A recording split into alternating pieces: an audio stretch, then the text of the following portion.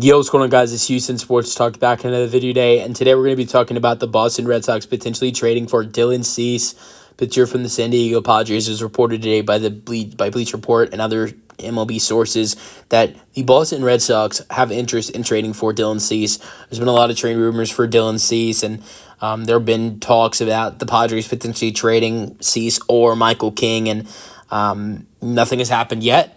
But the Red Sox are a team to watch out for trading for Dylan Cease.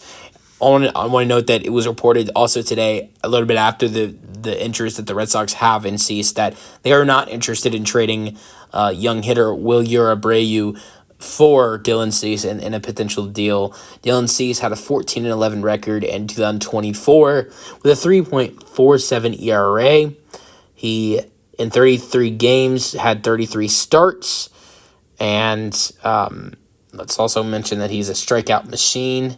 Had a total in 189 innings he had this year. He had a total of 224 strikeouts. It was almost the highest of his career. The highest of his career was 227 in 2022 with the White Sox. And before this year with San Diego, he spent his entire career with the White Sox. And in 2022, he did pitch more this year. He pitched 5 more innings this year than he did in 2022. But he's had some really good seasons in his career. This season was a really good season with San Diego. His last year in Chicago in 2023 wasn't that good of a year, but in 2022 with the White Sox, he was amazing. He had a 14-8 record with a 2.20 ERA, and 32 games. 32 starts, had a no-hitter, which he also had a no-hitter in 2024 as well. And 184 innings, gave him 126 hits, gave up 55 runs, but 45 were only earned runs. And he had only 78 walks given up and 227 strikeouts.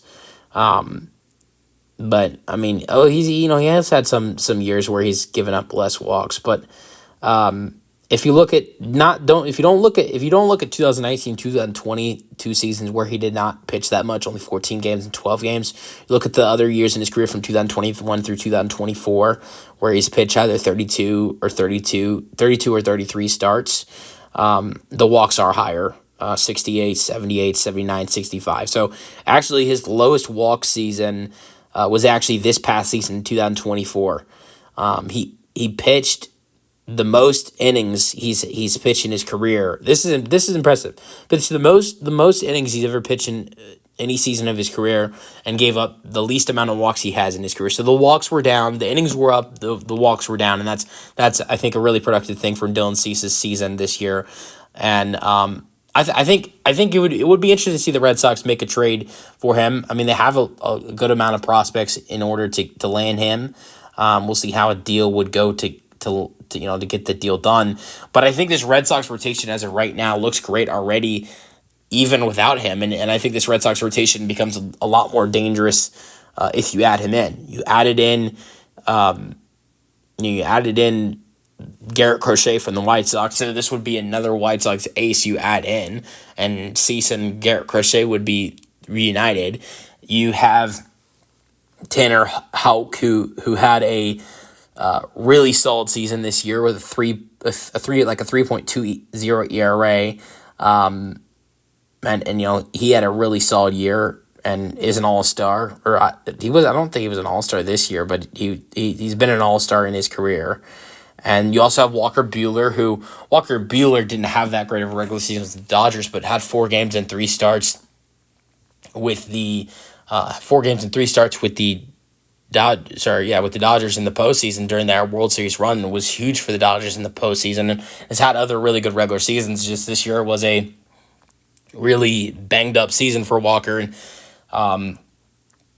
so if you can get Walker healthy this season, they just brought him into the team, that's another really good addition to this pitching rotation. And you have a young stud in Brian Bello, who is only 25 years old and had a solid season. The ERA was a little bit high at 4.4, but record was 14-8, and is still so young. And you only think if he can get better, this rotation is much better. So you have Bello, you have Crochet, Hulk, Walker Bueller. If you add in Dylan Cease to this rotation, it could be a really solid rotation for this team.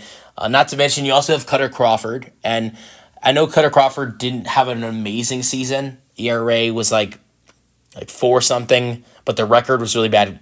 Cutter Crawford's record this season was really bad. It was 9-16, but I would say for the numbers, not a terrible 6th starter. But I will going back to Brian Bello.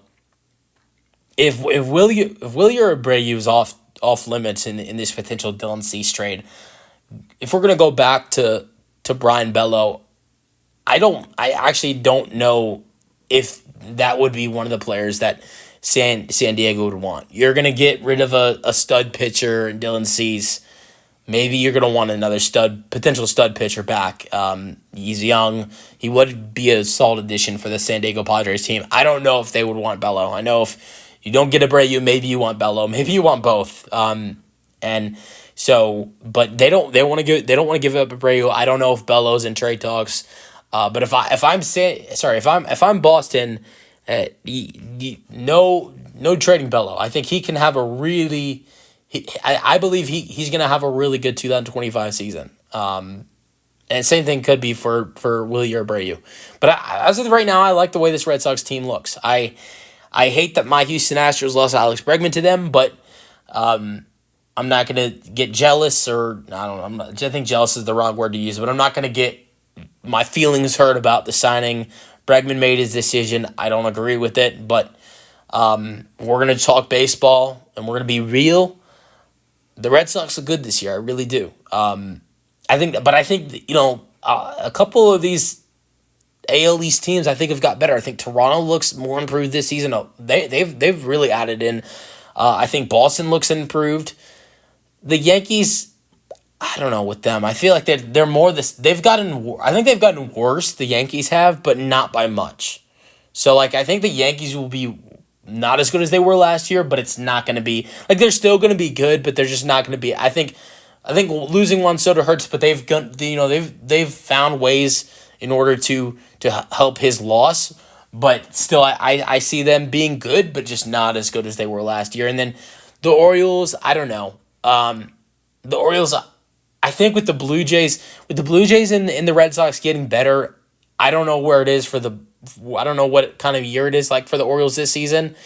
And then you know what the Tampa Bay Rays are. They're just complete crap, and they're going to be the last in the division. You don't even have to talk about Tampa. So, but yeah, I think the Red Sox look good in this division right now. I mean, I don't know if I see them first place right now. I think I still see the Yankees being first place, but I think I can see the Red Sox being a wild card team in the playoffs with the current team they have, and maybe even competitive for winning the division. I don't know. I think either the Yankees, Red Sox, or the Orioles can be number one in the division this year. I really do. I think it's gonna. I think between those 3 teams in the division, it will be a toss up for that division this year. It's gonna be really tight with the 4 of the 5 teams in the AL East, not the Rays, but just the Blue Jays and the Yanks and the Red Sox and the Orioles. I think that's gonna be a really tough race in the division this year. It's gonna be fun to watch. Let me know your thoughts in the comment section, and peace out.